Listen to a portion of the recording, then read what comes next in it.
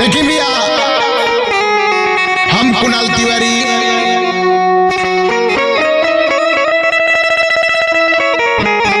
तमाम भैया चाचा बाबा काका सब केहू के जैसे गोड़ छुके गोड़ लगत तनी। आज फिर वही टीम कुणाल एंटरटेनमेंट के टीम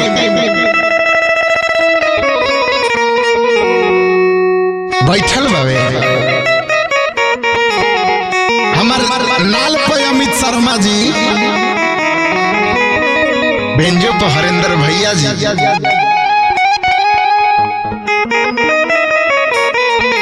हमारे झाल वादक नमन भाई। का बात है, बनल रहे बाबू। आ दिखावे के बा परबल के चल जाए के बा। ऐसा गीत हो कि सब केहू अपना माई बहन बेटी के साथ बैठ के सुन सकता। हम पूरा आस बा विश्वास बा कि लोग के अच्छा लगी और मैं आशीर्वाद मिली। आजकल तो लोग गीत गावता, ऐसा गीत गावता कि मैं निशा में दिशा खराब हो जाता। घर में बाजता तो घर से केहू सुनता तो कहता ई का बाजता रे मार मार। लेकिन भैया हम ई गीत के रउआ लोग के बीच में पेश करत तनी कोना भाव में बाबू रे।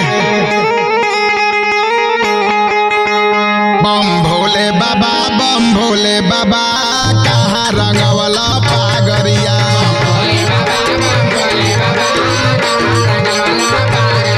बम भोले बाबा बम भोले बाबा कहाँ रंगवला पागरिया।